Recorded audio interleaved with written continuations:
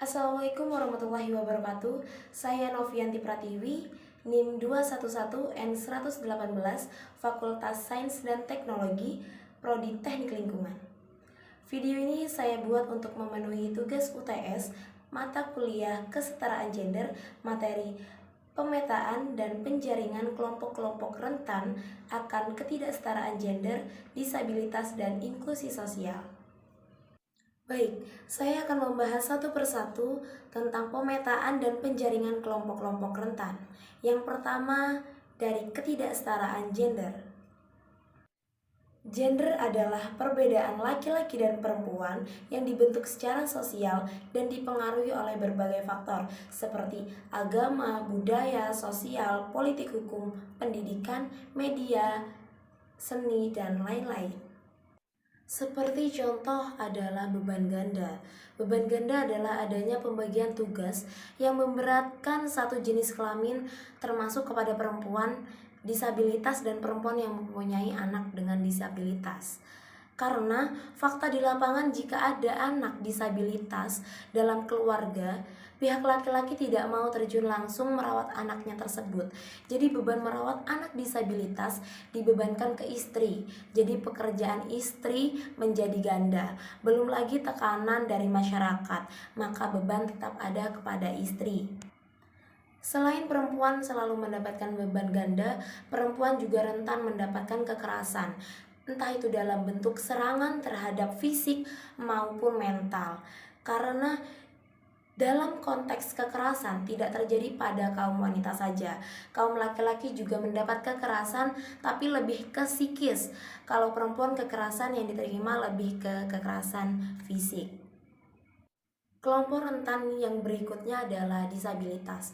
Penyandang disabilitas adalah setiap orang yang memiliki keterbatasan fisik, intelektual, mental, dan sensorik dalam jangka waktu lama yang dalam berinteraksi dengan lingkungan dapat mengalami hambatan dan kesulitan untuk berpartisipasi secara penuh dan efektif.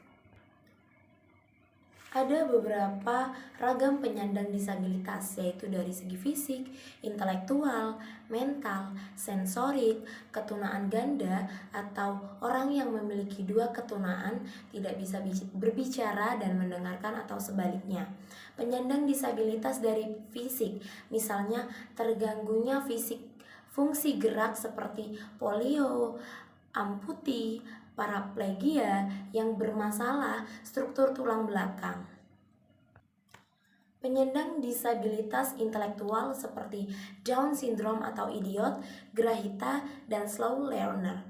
Dan penyandang disabilitas mental seperti bipolar dan schizophrenia. Berikutnya adalah penyandang disabilitas sensorik seperti tunanetra atau totality blind atau low vision, tunarungu, dan tunawicara. Penyandang disabilitas sendiri sering mendapatkan ketidakadilan di lingkungan sekitarnya. Karena tidak sedikit juga banyak orang yang berpikir penyandang disabilitas tidak dapat memenuhi kebutuhan dirinya sendiri dan mereka dianggap lemah. Itu yang menyebabkan masyarakat banyak yang mengucilkan mereka. Berikutnya adalah inklusi sosial. Inklusi sosial sendiri adalah kondisi semua individu atau kelompok masyarakat dapat berpartisipasi dalam pendidikan dan kegiatan ekonomi. Inklusi sosial juga melibatkan individu atau kelompok masyarakat mendapatkan pelayanan kesehatan yang layak dan hak-hak asasi yang diakui oleh komunitas masyarakat internasional. Konsep inklusi dalam masyarakat muncul karena adanya perlakuan eksklusi atau peminggiran orang-orang tertentu oleh masyarakat atau negara yang di luar nalar kewarasan. Inklusi sosial ini mungkin seperti contoh di lingkungan kita adalah pemetaan masyarakat miskin. Mereka akan sering mendapatkan diskriminasi dari lingkungan sekitar karena dianggap mereka tidak dapat memenuhi apa yang mereka butuhkan. Kelompok-kelompok rentan berikutnya adalah anak-anak. Anak-anak adalah kelompok yang paling sering mendapatkan ketidaksetaraan baik kekerasan terhadap fisik maupun psikis. Fakta di lapangan adalah anak-anak yang sering dianggap belum dewasa dan belum bisa mengambil keputusan sendiri, sering diatur oleh orang yang lebih tua darinya. Berikutnya adalah lansia.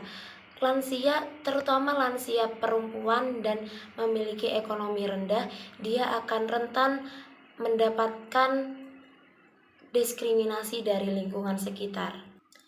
Berikutnya adalah survivor bencana. Selain beberapa kasus yang saya sebutkan tadi, ada lagi yang bernama marginalisasi atau suatu proses peminggiran akibat perbedaan jenis kelamin yang mengakibatkan kemiskinan.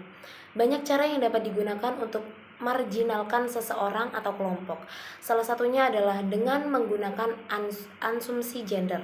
Misalnya dengan anggapan bahwa perempuan berfungsi sebagai pencari nafkah tambahan. Maka ketika mereka bekerja di luar rumah, seringkali dinilai dengan anggapan tersebut.